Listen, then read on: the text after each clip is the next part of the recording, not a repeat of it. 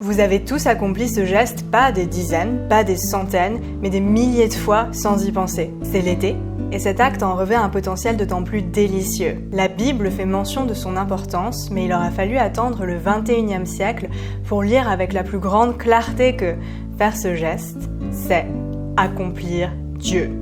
Carrément, ouais. Il existe un geste banal que nous connaissons tous mais auquel nous ne comprenons rien, qui peut donner accès à une expérience mystique puissante. Mais pour en saisir toute la portée, cette histoire mérite qu'on se pose et qu'on respire.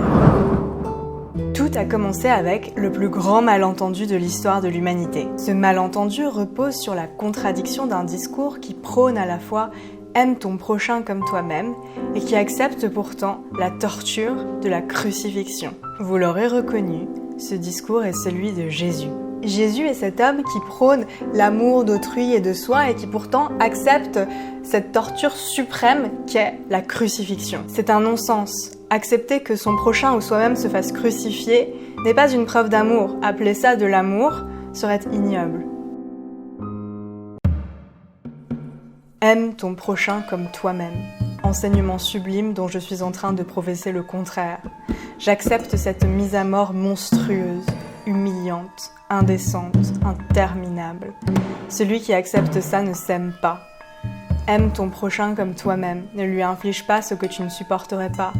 S'il s'est mal comporté envers toi, n'exige pas sa punition. Tourne la page avec générosité. Illustration, je me hais au point de m'infliger cette atrocité. Ma punition est le prix à payer pour les erreurs que vous avez commises. Ceux qui appellent cette idée de l'amour sont des monstres.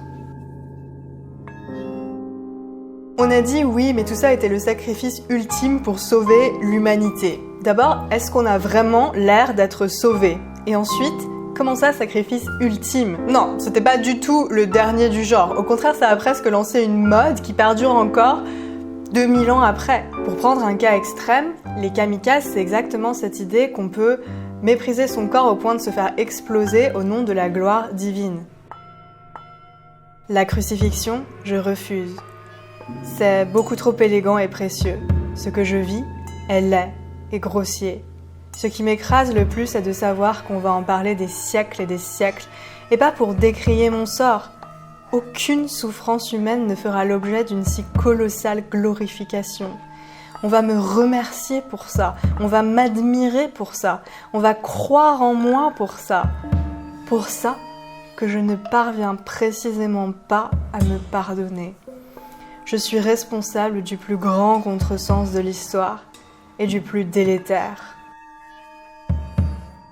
Notre monde est tributaire, 2000 ans après, de cette idée qu'il faut cultiver le mépris du corps et que l'abnégation et le sacrifice doivent être glorifiés. À mon sujet, on a parlé d'abnégation. D'instinct, je n'aime pas. Mon sacrifice était déjà une telle erreur.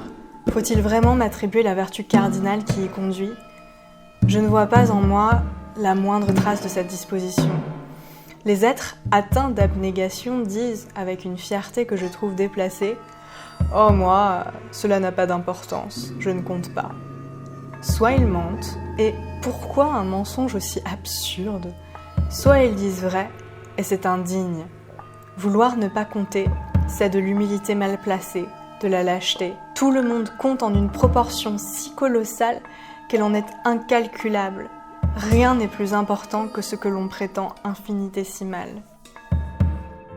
Comment expliquer alors ce malentendu historique aux conséquences désastreuses ? Eh bien, il existe un livre, un chef-d'œuvre, qui a entrepris ce morceau de bravoure et que je cite depuis le début de cette vidéo. Il s'agit d'un récit paru en 2019 qui retrace cet épisode qu'on a appelé la Passion du Christ, donc le chemin de croix, à partir du procès à la résurrection. La seule explication à cette situation absurde dont Jésus arrive pourtant à se dépêtrer, c'est que Jésus s'est trompé. Il fait ce constat trop tard sur la croix que se laisser crucifier était une erreur. Mais c'est aussi sur la croix qu'il prend conscience de la solution.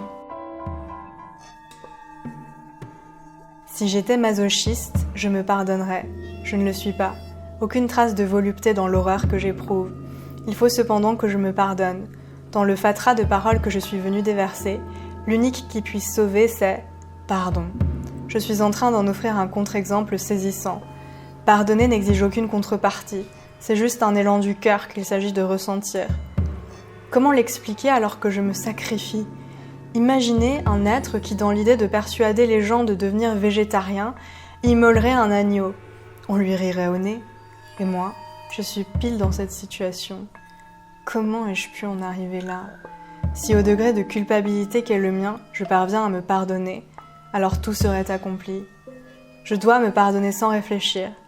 Cela ne dépend que de ma décision, pas de l'horreur de mon acte. Je dois décider que c'est fait. J'avais 10 ans, je jouais avec les enfants du village, on se jetait dans le lac du haut du surplomb. Je n'y arrivais pas. Un gosse m'a dit « Il faut sauter sans réfléchir ». J'ai obtenu ce vide dans ma tête et j'ai sauté. Il s'est passé longtemps avant que je me retrouve dans l'eau. J'ai adoré cette exaltation. Il faut que j'obtienne ce vide dans ma tête, créer du rien là où sévit le vacarme. Ce qu'on appelle pompeusement penser n'est jamais qu'un acouphène. J'y suis. Je me pardonne. Le remède que Jésus trouve à la haine de soi, c'est donc le pardon. Et il parvient à se l'administrer. C'est à la suite de ce pardon que, tout clouté qu'il est, Jésus dit « Tout est accompli ». Et il observe que sa parole produit beaucoup d'effets. Et il se dit « Bon, maintenant il faut que je dise quelque chose de vraiment important ». Et selon le livre que je cite depuis le début de cette vidéo, ses dernières paroles sont « J'ai soif ». Ce n'est pas « Père, pourquoi m'as-tu abandonné ?» même s'il l'a pensé beaucoup plus tôt. Non, les derniers mots de Jésus sont « J'ai soif ». Parce que la soif, c'est ce qui ressemble le plus à Jésus. De toutes les paroles que j'ai prononcées sur la croix, c'est de beaucoup la plus importante. C'est même la seule qui compte. En quittant l'enfance, on apprend à ne plus contenter sa faim dès qu'elle apparaît. Personne n'apprend à différer le moment d'étancher sa soif. Quand celle-ci surgit, on l'invoque comme l'urgence indiscutable. On interrompt son activité quelle qu'elle soit. On cherche de quoi boire. Je ne critique pas. Boire est si délicieux. Je regrette néanmoins que nul n'explore l'infini de la soif, la pureté de cet élan, l'âpre noblesse qui est la nôtre à l'instant où nous l'éprouvons. Jean 4, 12. Celui qui boit de cette eau n'aura plus jamais soif. Pourquoi mon disciple préféré profère-t-il un tel contresens ?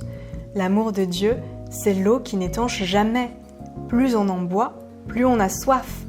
Enfin une jouissance qui ne diminue pas le désir. Faites l'expérience. Quelle que soit votre préoccupation, physique ou mentale, couplez-la avec une vraie soif. Votre quête s'en trouvera aiguisée, précisée, magnifiée. Je ne demande pas de ne jamais boire, je suggère d'attendre un peu. Il y a tant à découvrir dans la soif, à commencer par la joie de boire, que l'on ne célèbre jamais assez.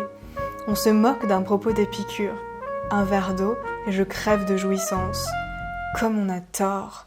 En vérité, je vous le dis, tout clouté que je suis, un verre d'eau me ferait crever de jouissance. À présent, beaucoup parmi vous ont compris que le chef-d'œuvre dont je parle depuis le début de cette vidéo est « Soif » d'Amélie Nothomb. Et le geste qui nous lie tous et dont nous sous-estimons le potentiel mystique parce qu'on ne cultive pas assez la soif, c'est de boire. Pour Amélie Nothomb, la preuve ultime que Jésus est sauvé parce qu'il réussit à se pardonner une atrocité aux conséquences immondes pour l'humanité, c'est qu'il parvient à ressentir cet élan qu'est la soif avant de mourir. En fait, la soif est le cœur du message de Jésus et il suffit de l'éprouver pour en être. En vérité, je vous le dis, ce que vous ressentez quand vous crevez de soif, cultivez-le. C'est un instant d'amour absolu et d'émerveillement sans bornes. Celui qui le vit est forcément pur et noble. Aussi longtemps que cela dure. Je suis venue enseigner cet élan, rien d'autre. Ma parole est d'une simplicité telle qu'elle déconcerte. Je conseille de prolonger l'extrême soif, que la soifée retarde le moment de boire, pas indéfiniment bien sûr, il ne s'agit pas de mettre sa santé en danger. Je ne demande pas de méditer sa soif, je demande qu'on la ressente à fond, corps et âme, avant de l'étancher. Tentez cette expérience. Après avoir durablement crevé de soif, ne buvez pas le gobelet d'eau d'un trait. Prenez une seule gorgée, gardez-la en bouche quelques secondes avant de l'avaler. Mesurez cet émerveillement, cet éblouissement. C'est Dieu. Ce n'est pas la métaphore de Dieu, je le répète. L'amour que vous éprouvez à cet instant précis pour la gorgée d'eau, c'est Dieu. Je suis celui qui arrive à éprouver cet amour pour tout ce qui existe. C'est cela, être le Christ. Agir en mystique n'a rien d'impénétrable ou d'énigmatique. Tous les êtres peuvent mesurer combien un gobelet d'eau revêt un potentiel magique. Mais le revers de cette simplicité ne doit pas être sous-estimé. Sartre avait tort, la haine de soi est un enfer bien plus grand que les autres. Jésus est parvenu à s'en libérer, ce qui doit être un exemple pour nous autres. Le plus grand défi est de se pardonner et de vivre dans son corps avec soif et plaisir. La vidéo qui vient propose 3 gestes pour cultiver l'art de jouir.